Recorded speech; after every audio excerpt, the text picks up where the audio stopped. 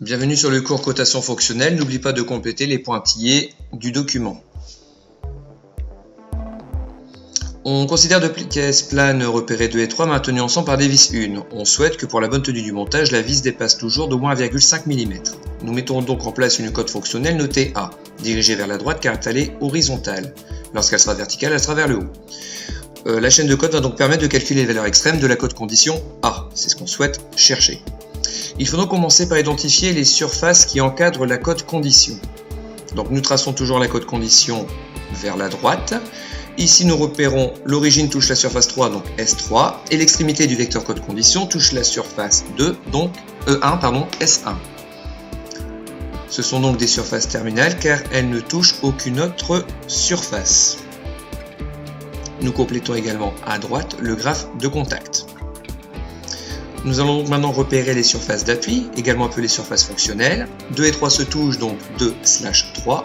1 et 2 se touchent, 1/2. Je rajoute sur mon graphe de contact sur la droite une bulle 2/3 et une bulle 1/2.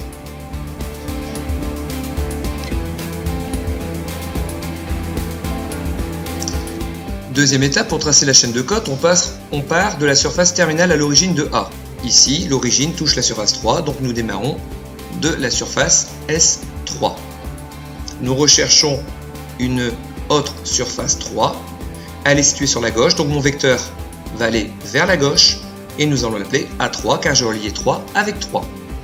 De même pour A2, j'ai relié la surface 2 avec l'autre surface 2 qui était sur la gauche, donc le vecteur vers la gauche.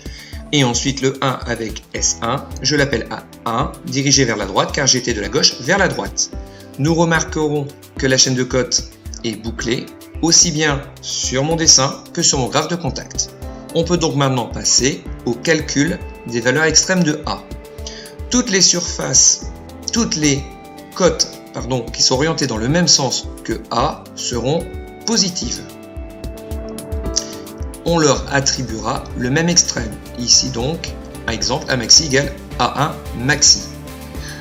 Toutes les cotes orientées dans le sens inverse de A, ici A2, A3, seront donc négatives, donc moins A3, moins A2, et on leur attribuera l'extrême opposé, donc c'est-à-dire A maxi, j'obtiendrai moins A3 mini et moins A2 mini. Il ne reste plus qu'à passer au calcul.